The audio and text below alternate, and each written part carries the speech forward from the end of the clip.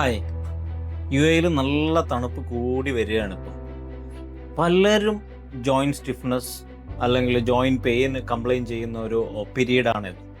ഇപ്പോൾ എൻ്റെ അടുത്തും OPDയിൽ ഒരുപാട് പേഷ്യൻസ് വരാറുള്ളത് ഡോക്ടർ എനിക്ക് ഷോൾഡർ പെയിൻ ആണ്, അല്ലെങ്കിൽ ഷോൾഡർ മൂവ്മെൻറ്റ് റെസ്ട്രിക്റ്റഡ് ആണ് എന്നൊക്കെ പറഞ്ഞിട്ട് പല പേഷ്യൻസും വരാറുണ്ട്. അപ്പം ഈ ഒരു കണ്ടീഷനെ കുറിച്ചിട്ട് നിങ്ങളുടെ അടുത്ത് സംസാരിക്കുക എന്ന് കരുതിയാണ് ഇന്ന് ഞാൻ നിങ്ങളുടെ മുന്നിൽ വന്നിരിക്കുന്നത്. ഇപ്പം ഷോൾഡർ പെയിൻ എന്നുള്ളത് വെറും ഒരു ജോയിൻറ്റ് പെയിൻ മാത്രമായിട്ട് നമുക്ക് കാറ്റഗറൈസ് ചെയ്യാൻ പറ്റുന്ന ഒരു അസുഖമല്ല. ഷോൾഡർ പെയിൻ അത് അസോസിയേറ്റഡ് വിത്ത് മൂവ്മെൻറ്റ് റെസ്ട്രിക്ഷൻസ്, അതായത് നമ്മുടെ കൈ പല ആംഗിളിലേക്ക് മൂവ് ചെയ്യാൻ പറ്റാത്തൊരവസ്ഥയിലാണെങ്കിൽ അത് കേവലം ഒരു ജോയിൻറ്റ് ഇഷ്യൂ മാത്രമല്ല, അത് നിങ്ങളുടെ ഒരു മെറ്റബോളിസത്തിൻ്റെ അല്ലെങ്കിൽ മെറ്റബോളിക് എററിൻ്റെ ഭാഗമായിട്ട് ഫ്രോസൺ ഷോൾഡർ എന്ന് പറയുന്ന ഒരു കണ്ടീഷൻ ആയിരിക്കും. അങ്ങനെയുള്ള ഒരു കണ്ടീഷൻ ആണെങ്കിൽ തന്നെ നിങ്ങൾ കേവലം ഒരു മസാജോ അല്ലെങ്കിൽ ഒഴിച്ചിലോ കിഴി അങ്ങനെയുള്ള എന്തെങ്കിലും ട്രീറ്റ്മെൻറ്റ് കൊണ്ട് നമുക്കിത് കംപ്ലീറ്റ്ലി റിക്കവർ ചെയ്ത് കൊണ്ടുവരാൻ പറ്റില്ല. ആ ഒരു അവസ്ഥയിൽ നമ്മളുടെ മെറ്റബോളിസത്തിൽ തന്നെ യൂഷ്വലി ഇത് കാണാറുള്ളത് ഡയബറ്റിക് പേഷ്യൻസിനാണ്.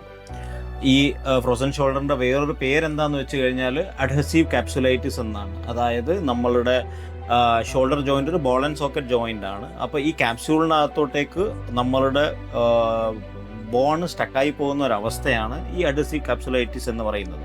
അതുമൂലം അവിടെ ഇൻഫ്ലമേഷനൊക്കെ ഉണ്ടാവുന്നു. അപ്പം ഈ ഇൻഫ്ലമേഷൻ ട്രിഗർ ചെയ്യുന്ന ഒരു പ്രധാനപ്പെട്ട ഫാക്ടറാണ് ഡയബറ്റീസ്. അപ്പം നിങ്ങൾ ഡയബറ്റീസ് ആണ്, നിങ്ങൾക്ക് movement restriction joint pain associated with movement restriction ആണെങ്കിൽ കേവലം ഒരു ഒഴിച്ചിലോ കിഴിയോ എക്സസൈസോ കൊണ്ട് നിങ്ങൾക്കിത് റിക്കവർ ചെയ്ത് കൊണ്ടുവരാൻ പറ്റില്ല. അങ്ങനെയുള്ളൊരു കണ്ടീഷൻ ഉണ്ടെങ്കിൽ നമുക്കതിന് അനുയോജ്യമായ കാരണം കണ്ടെത്തി, ഡയബറ്റീസ് ആണെങ്കിൽ അതിനെ കൂടെ കൺട്രോൾ ചെയ്യുമ്പോൾ മാത്രമേ നമുക്ക് ഈ ഒരു കണ്ടീഷനിൽ നിന്ന് റിക്കവർ ചെയ്ത് തിരിച്ചു വരാൻ പറ്റുള്ളൂ. അപ്പം ഇങ്ങനെയുള്ള എന്തെങ്കിലും കണ്ടീഷൻ ആണെങ്കിൽ നിങ്ങൾ മെഡിക്കൽ ഇൻ്റർവെൻഷൻ എത്രയും പെട്ടെന്ന് തന്നെ എടുക്കുക.